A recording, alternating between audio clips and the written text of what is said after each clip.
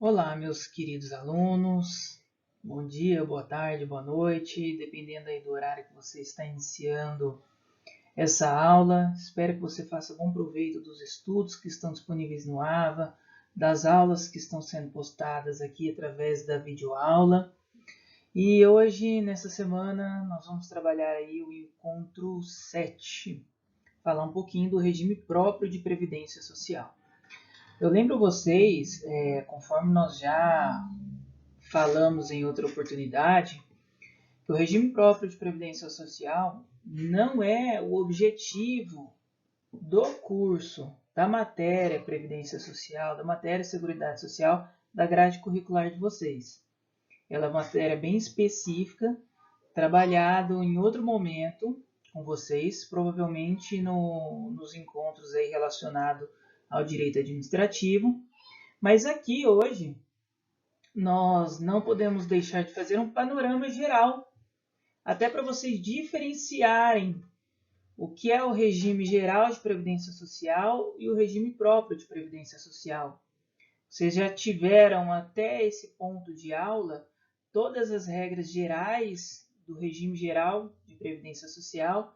Nós já vimos quem são os segurados, as suas características, períodos de carência, manutenção da qualidade de segurado, inscrição e filiação. E aqui, então, nós vamos falar um pouquinho do regime geral para que você não confunda esses dois grupos. Muitas vezes, um aluno pergunta em sala de aula e fala assim, olha, na minha casa, o meu tio ou meu pai aposentou desta forma. Ah, minha mãe recebe aposentadoria de outra forma. Aí eu pergunto, olha, o que seu pai faz? Não, meu pai é policial militar, era policial militar. Ah, minha mãe era servidora pública do Estado, era professora. Então, obviamente, que são regras realmente diferentes do que nós já estudamos até aqui. Porque essas pessoas, elas não estão enquadradas no regime geral de previdência social.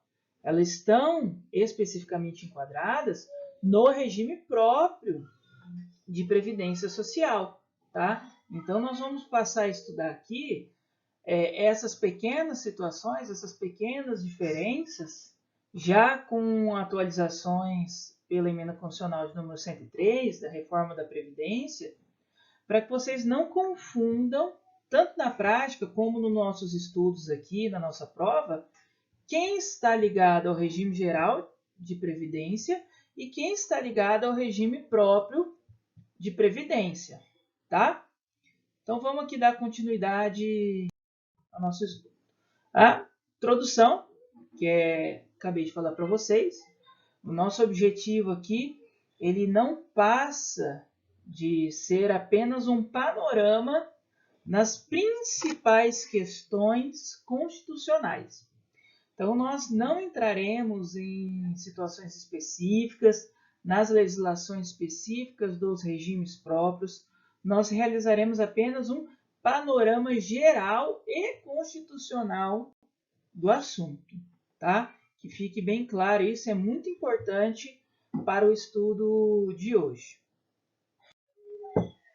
Vamos começar. O que é o regime próprio, tá? O regime próprio é aquele que assegura aos servidores públicos, tá? Aqueles que trabalham na situação de servidores para um ente da federação. Então, ele vai ser um regime que vai garantir benefício aos servidores públicos, ou seja, aqueles que trabalham para algum ente da federação. Um outro dado importante que nós já estudamos é que os empregados públicos não são servidores. Empregados públicos são empregados de empresas públicas. Por isso, eles são filiados ao Regime Geral de Previdência Social na condição de segurado obrigatório como empregado. Nós já trabalhamos isso na nossa terceira aula, onde nós falamos dos segurados, tá bom? Então, que fique clara essa situação, que vocês não confundam isso. Empregado público, ele está afiliado ao Regime Geral de Previdência Social, por ser empregado de uma empresa pública. E o servidor público, ele é aquele que trabalha, aquele que serve para o Estado. Ele está afiliado ao Estado, a algum dos entes da federação, ou União, ou os Estados-membros, ou o município. E isso faz dele uma pessoa afiliada ao regime próprio de previdência social. Tá? Também já dissemos em outras oportunidades, o regime é considerado próprio porque ele é próprio a uma pessoa, ele é próprio a alguém. Então, quem? Ao ente federado. Então, regime próprio do município de Anápolis, porque aquele regime serve apenas para os servidores públicos do município de Anápolis. Regime próprio do estado de Goiás. É porque o regime ele é próprio dos servidores públicos do estado de Goiás. Tá? Então, que isso também fique bastante claro a vocês. Autonomia. Autonomia. Isso é uma questão interessante aqui e é o que gera uma maior polêmica e um maior estudo com relação ao regime próprio. Por quê? O texto constitucional, o artigo 40, até coloquei ele aí para vocês, ele fala que o regime próprio dos servidores públicos terão autonomia. Então, cada Estado-membro, Distrito Federal, município e a União poderão criar a sua regra própria, as suas regras próprias, melhor dizendo, tá? Então, para cada tipo de ente, vai existir uma regra própria. E nós podemos ir além, por exemplo. A União tem um regime próprio para o Poder Executivo e um regime próprio para o Poder Judiciário. Então, veja bem, além de a União ser um ente da federação, ela tem um regime próprio para aquela qualificação do servidor. Então, nem sempre as regras de benefícios estipuladas ao Poder Judiciário Federal da União serão cabíveis aos servidores públicos do Poder Executivo, porque também terão suas regras próprias. Então, o regime próprio, ele tem autonomia, obviamente, sempre respeitando a Constituição, nossa Carta Magna, a lei maior, né? Sempre respeitando a Constituição, tá? Então, ele tem autonomia respeitando as regras constitucionais. Por isso que o objetivo da nossa aula é um panorama constitucional, porque apesar de existir regras próprias, a Constituição, ela ali dá as ordens, ela lidera essas regras próprias, tá certo? E quando você for advogar, se você fala, olha, eu vou advogar e uma pessoa lhe procura e essa pessoa lhe questiona um benefício que foi negado pelo município de Ouro Verde. Antes de você dar o seu parecer, você precisa entender o regime próprio do município de Ouro Verde. Então, você vai entender mais ainda. Você vai entender o regime próprio dos servidores públicos na condição de professor do regime do município de Ouro Verde, tá? Então, em razão da autonomia, eu tenho milhares de regimes de previdência social vigente aí na ordem jurídica. Então, eu tenho que ficar atento na minha prática advocatícia com relação a esses princípios. Outro ponto aqui bastante interessante, que até foi incluído pela Emenda Constitucional 103 de 2019, a chamada Reforma da Previdência, tá? Olha o que ela colocou. Ela alterou, na verdade, o parágrafo 20 do artigo 40, dizendo o seguinte: passa a vedar a existência de mais de um regime próprio de previdência social e de mais de um órgão ou entidade gestora deste regime em cada ente federativo, abrangindo todos os poderes, os órgãos e as entidades autárquicas e fundacionais, que serão responsáveis pelo seu financiamento. Preste atenção, lembra que eu falei no início que a União, por exemplo, tem 2 regimes próprios? Um por poder executivo e um poder judiciário? A reforma alterou essa questão e proibiu a existência de mais de um regime próprio por ente federativo. O que vai acontecer com os regimes existentes? Ninguém sabe ainda. Essa matéria vai precisar ser estudada e apreciada até mesmo posteriormente por tribunais de conta, para verificar a possibilidade de unificação ou não dos regimes, tá? Mas o fato é que a Constituição Federal, agora com a alteração da emenda constitucional, ela vedou a existência de mais de um regime por ente federativo. Então a União, ela vai ter aqui, ó, um único regime próprio de previdência social, tá? Para todos os seus servidores, aqui, em cada ente federativo, tá? E, se vocês perceberam aqui, mais de um órgão ou unidade gestora. Então, eu vou ter uma única unidade gestora dos regimes próprios. O que é a unidade gestora? Exemplo, o INSS é uma unidade gestora do regime geral de previdência social. É ele que gera ali, nós já falamos sobre isso também, os benefícios, a concessão dos benefícios e o arquivamento de dados dos segurados daquele regime, tá? Então, os entes da federação, cada estado, município e a União poderão ter apenas um regime próprio, tá? Para cada ente. Então, o município vai poder ter apenas um.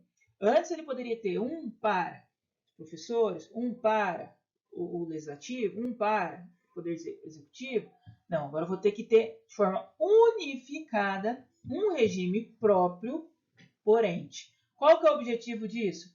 Diminuir a quantidade de regimes próprios existentes no país, facilitando dessa forma a legislação e facilitando o estudo e a aplicabilidade na prática, e ainda mais, que serão responsáveis pelo seu financiamento. Eu vou concentrar a base de financiamento, tá? Então, antes, o regime próprio do Poder Judiciário da União, ele tinha o seu financiamento próprio, do Legislativo próprio, Executivo próprio. Agora é unificado, então é mais fácil de controlar e muito mais dinheiro para que as pessoas possam administrar esses benefícios. Estou tranquilo também, lembrando sempre a vocês, qualquer dúvida que vocês tiverem, envie para o meu e-mail, professorluisguilherme@outlook.com. Eu recebi algumas dúvidas, alguns questionamentos, eu respondi, tá? Bastante interessante essa nossa interação. E eu peço a vocês que divulguem aos alunos a importância do estudo. Essa matéria, ela não retorna a ser dada quando as aulas voltarem, tá bom? Isso daqui é aula. Continuando. Quem são os segurados? Aqui é um ponto bom para nós. Nós já estudamos um pouquinho isso, é mais uma revisão, tá? Serão segurados do regime próprio de previdência social os servidores titulares de cargo de provimento efetivo, bem como os militares estaduais e distritais. Então, eu deixei em negrito aqui para vocês, servidores titulares de cargo de provimento efetivo, que nós já falamos. Os servidores públicos temporários são filiados ao regime geral de previdência social na condição de empregado. E os terceirizados também, tá certo? E os comissionados da mesma forma, tá? Aquele que exerce encargo em comissão, ele não está afiliado ao regime próprio, ele está afiliado ao regime geral de previdência social, tá? Ou seja, na condição de empregado. Nós estudamos isso na aula que nós estudamos os segurados do regime geral de previdência social, especificamente os segurados empregados. Então, os únicos beneficiários, os únicos segurados efetivamente do regime próprio de previdência social são os servidores titulares de cargo de provimento efetivo. O que é o de provimento efetivo? Aqueles que não irão sair, só irão sair caso eles cometam uma falta grave e assim corra um processo administrativo e assim eles sejam excluídos, tá? Mas eles têm lá estabilidade, muitos deles têm até vitaliciedade, então eles estão no cargo e continuam no cargo. Eles não saem do cargo. Por isso que os outros dois estão filiados ao regime geral, o comissionado e o temporário, porque eles estão no cargo de forma provisória, eles não têm estabilidade e nem vitaliciedade, para alguns casos. Eles estão ali provisoriamente. Então, justifica que aquelas duas figuras fiquem filiadas ao regime geral de previdência social. Os servidores de cargo de provimento efetivo, eles são efetivos, eles não irão sair do regime próprio, a não ser que eles ali renunciem ao cargo ou por qualquer outra motivação, saiam, tá? Mas eles vão continuar ali dentro, então justifica que eles fiquem realmente dentro do regime próprio que é feito para eles, tá bom? E as contribuições? Como são feitas as contribuições para o regime próprio?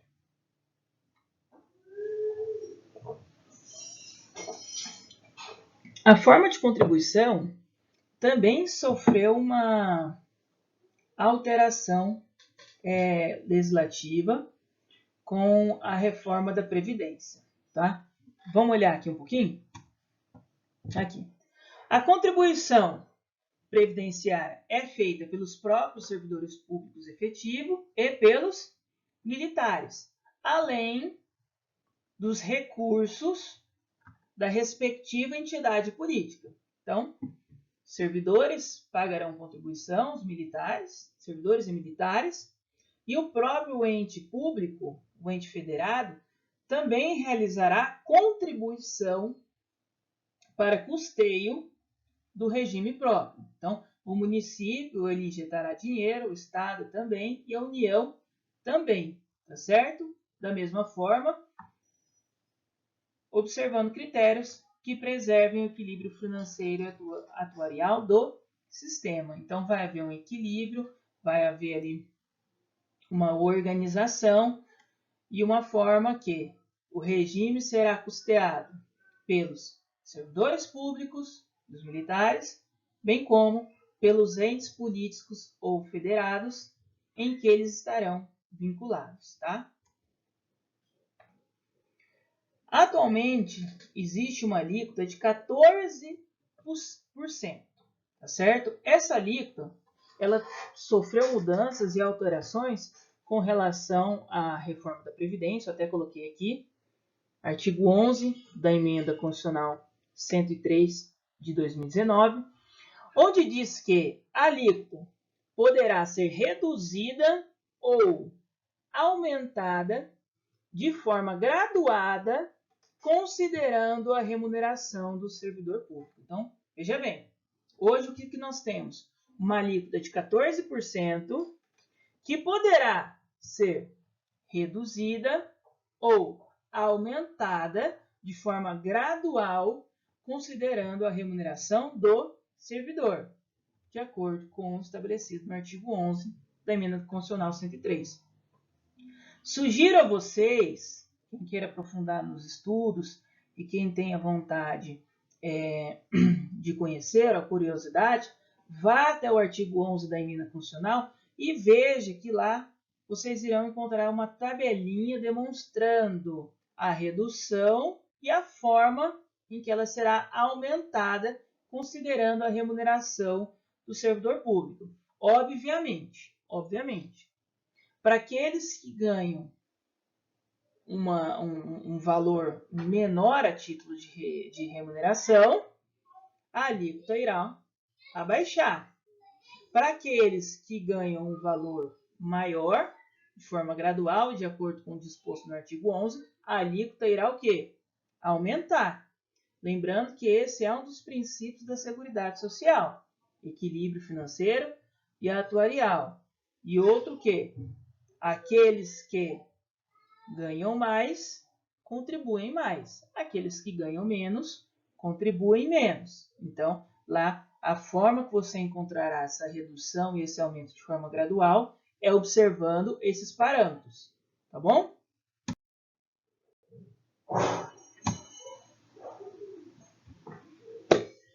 Os aposentados e pensionistas contribuem com o custeio. Essa é uma diferença, tá? Antes de eu ler todo o parágrafo 18, essa é uma diferença que nós temos com o regime geral de previdência social.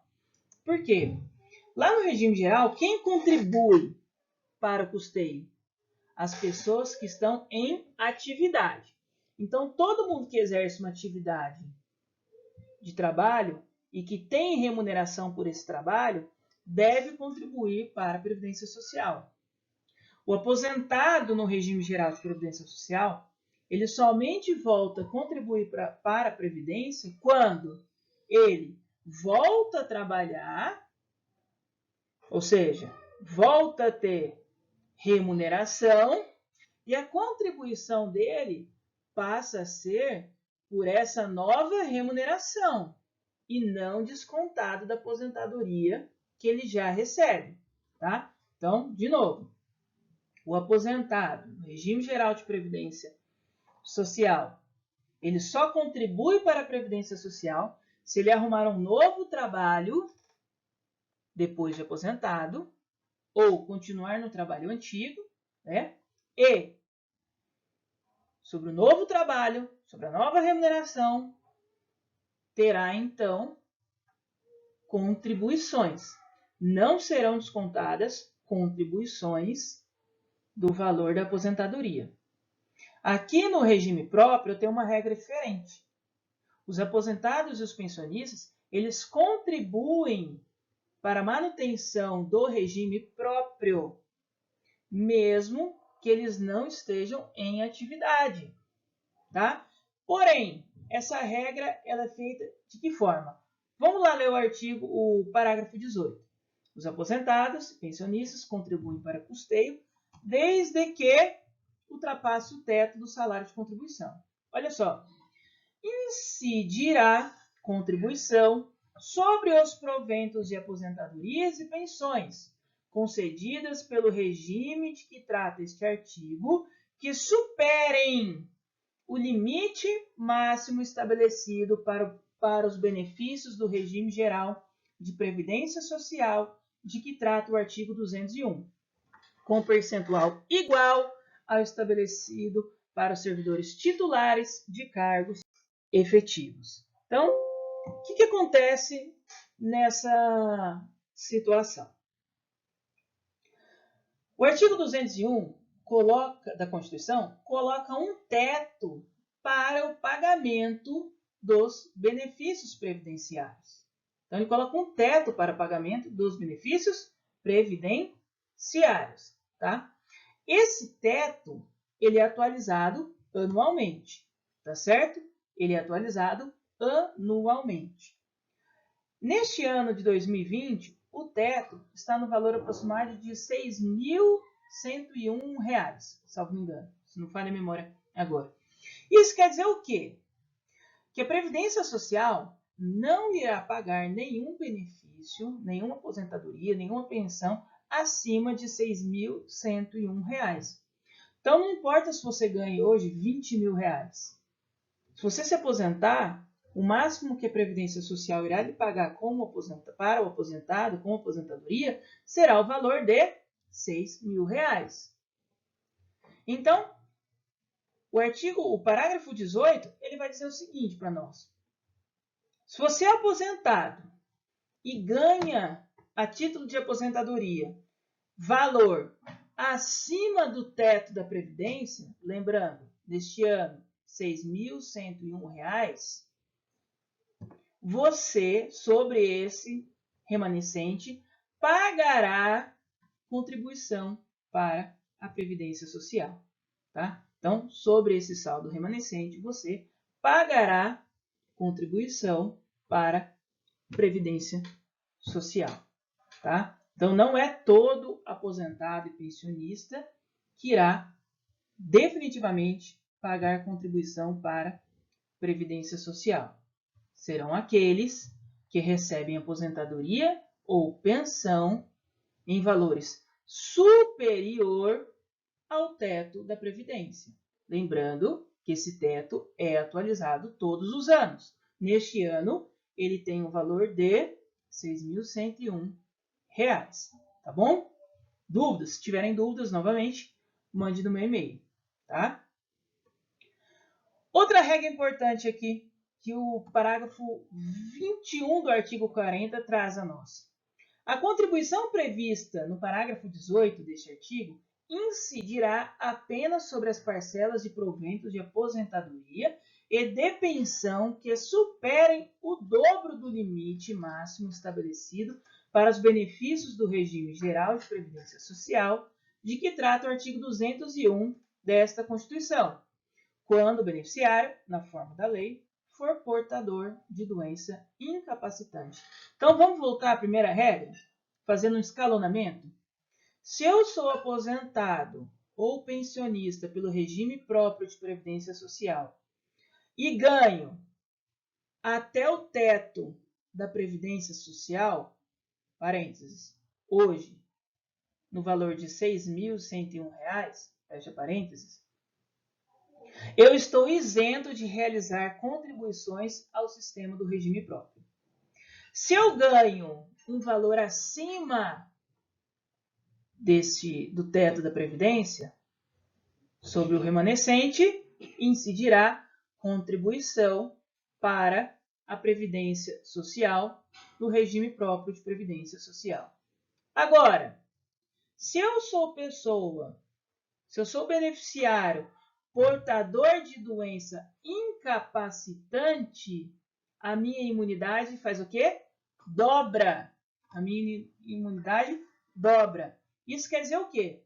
Se eu tenho alguma doença incapacitante, eu só vou contribuir para o regime próprio de previdência social na condição de aposentado ou pensionista se eu receber um valor de aposentadoria ou pensão que supere 2 vezes o teto da Previdência Social.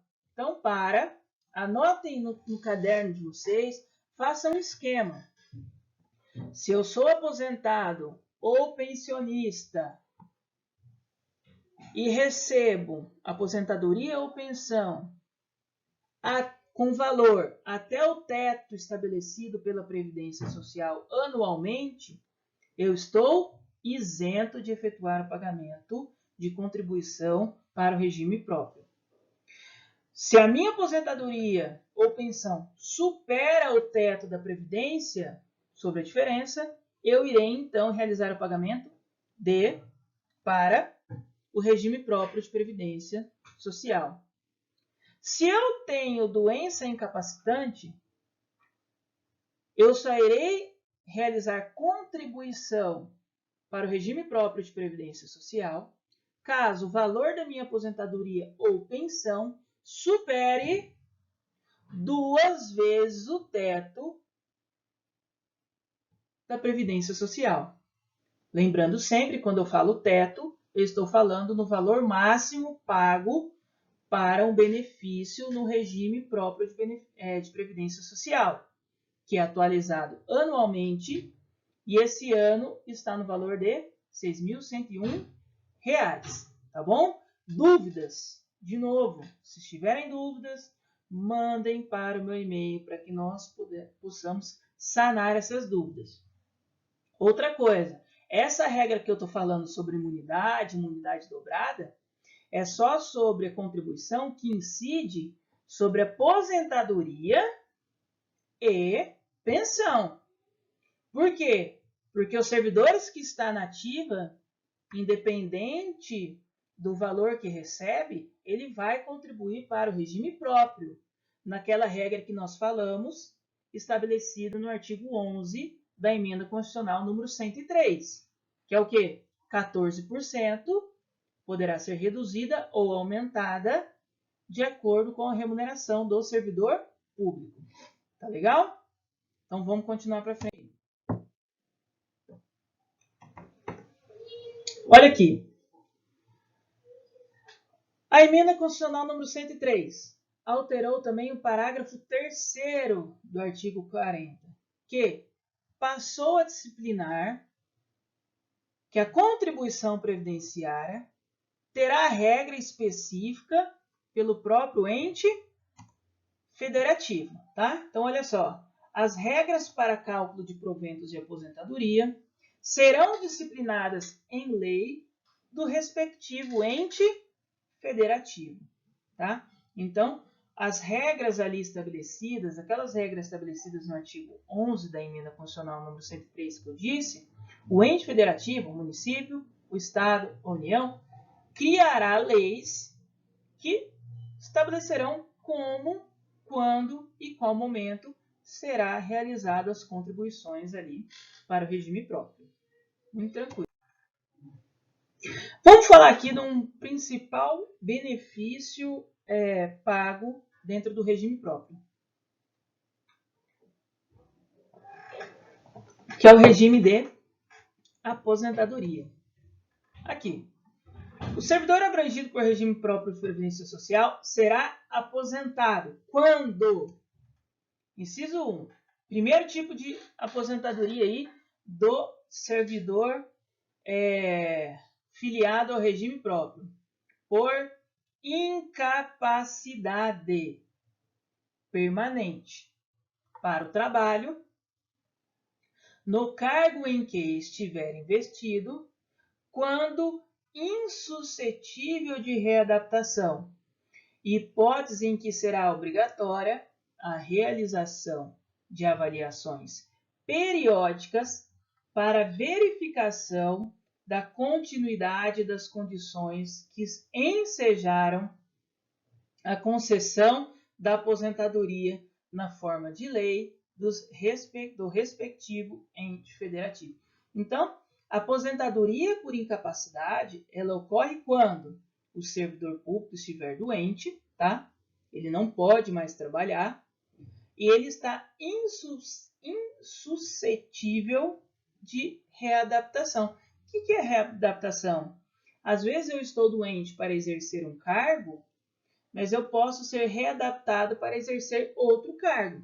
Exemplo, vamos imaginar que um professor desenvolve um problema na coluna em que ele não pode ficar em pé.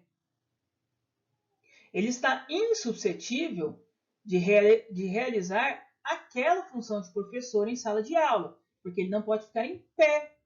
Mas ele pode ser readaptado para outra localidade na escola em que ele tenha maior flexibilidade, em que ele possa sentar ou ele possa ficar em pé de vez em quando, realizar um alongamento, ele vai para a secretaria, ele passa a ser auxiliar na coordenação, tá?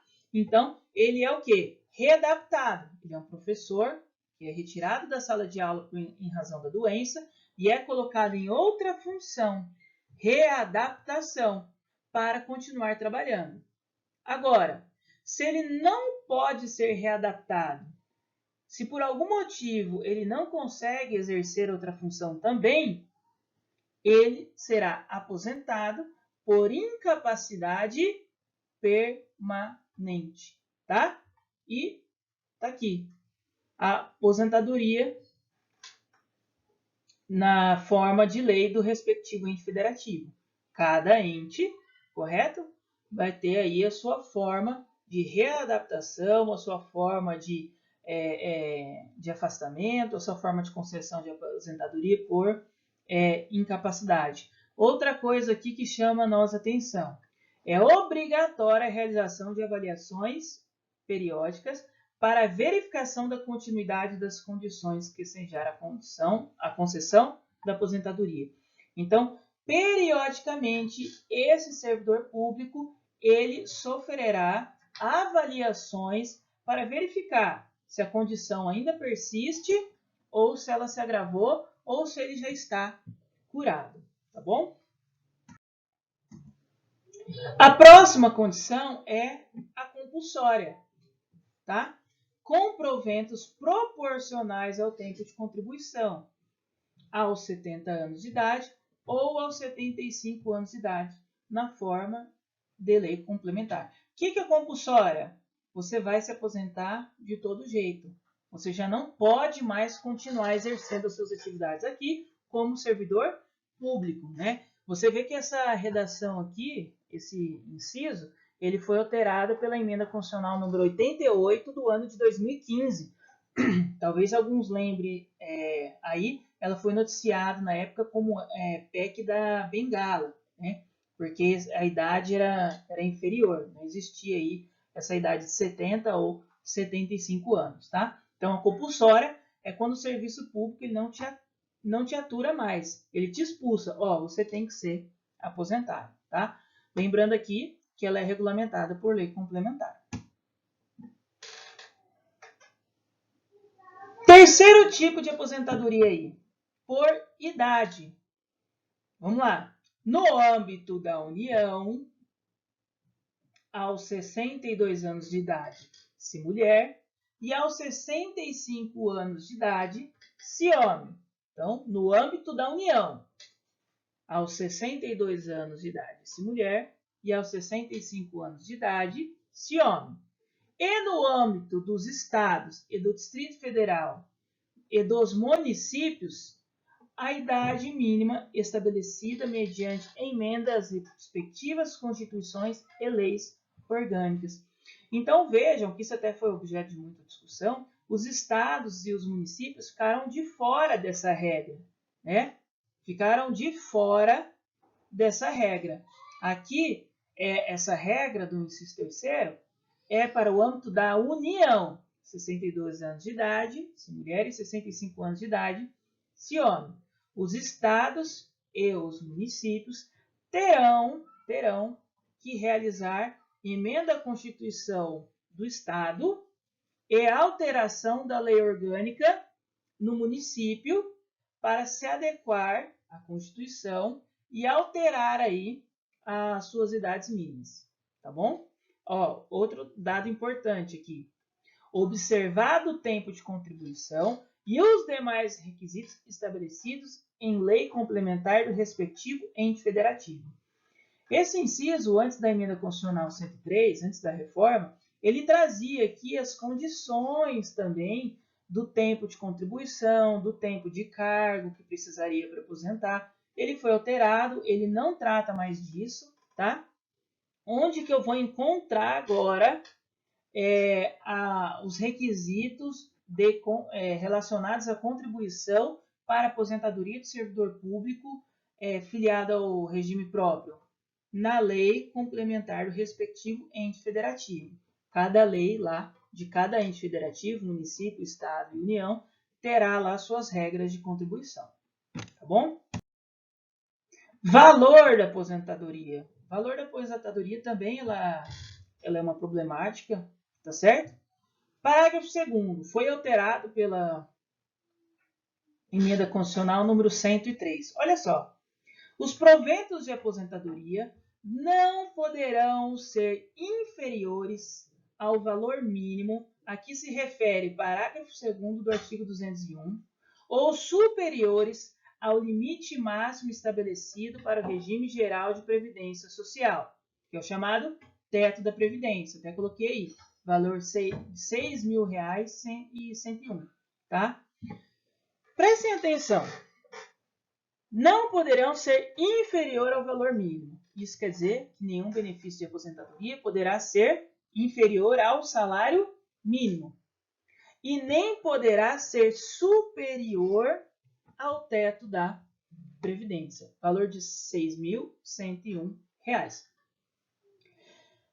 Alguém deve estar em dúvida, porque alguém deve estar falando assim, deu um nó na minha cabeça. Eu tenho um parente que é servidor público e ele ganha a título de aposentadoria o valor de R$ 15.000, valor de R$ 20.000, valor de R$ 30.000. Como assim foi limitado ao valor do teto da Previdência?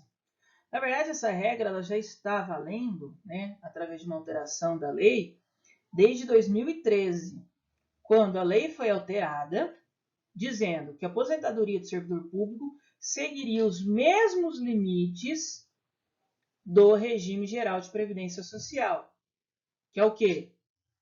Valor mínimo, sempre um salário mínimo, e valor máximo, o que é estabelecido pela Previdência como teto.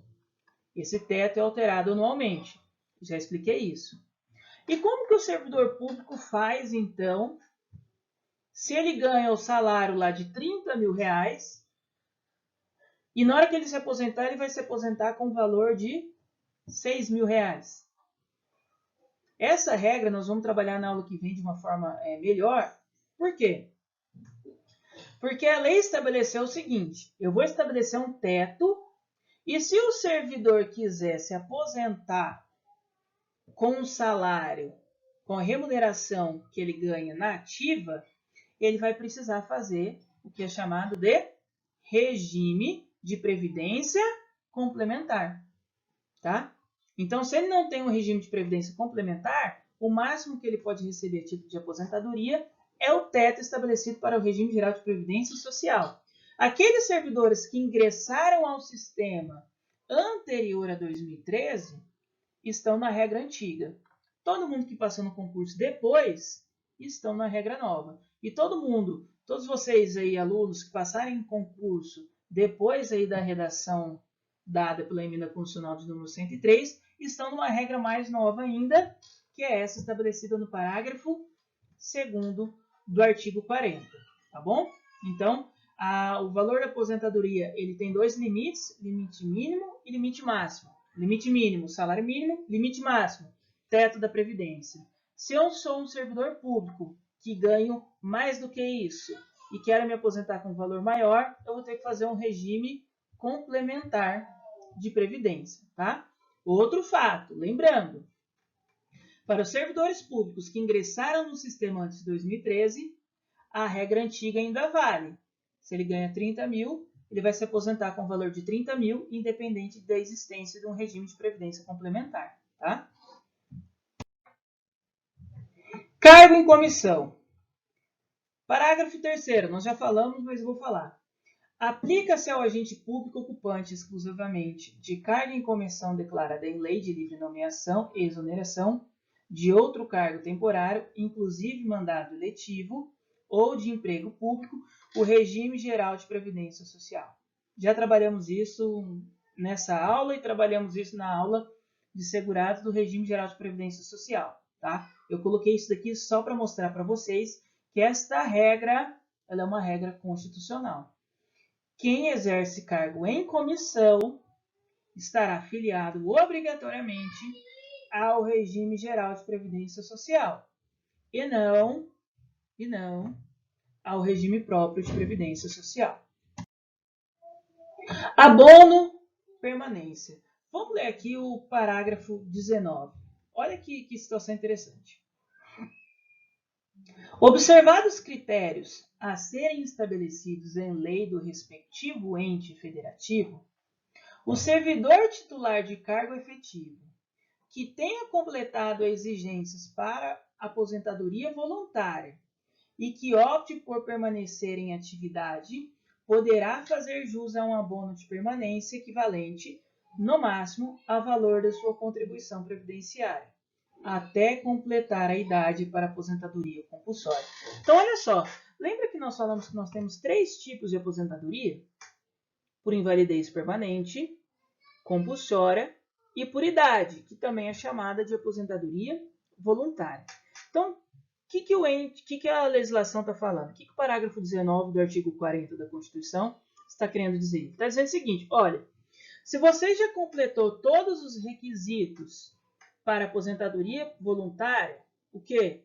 62 anos se mulher, 65 anos se homem, e as exigências de contribuição específicas na lei do seu ente federativo e continuar trabalhando até a aposentadoria compulsória, 70 ou 75 anos, nesse período você receberá um abono por continuar em atividade, tá? Então, se eu já completei os requisitos para aposentadoria voluntária, não me aposentei, continuo em atividade até o momento da aposentadoria compulsória, 70 ou 75 anos, eu, como servidor público, receberei um abono.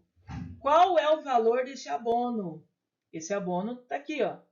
Será estabelecido em lei do respectivo ente federativo. Então, você precisará verificar na legislação, no regime próprio do ente federativo, do município, do estado ou da União, tá? Mas a Constituição ela coloca um limite para esse abono.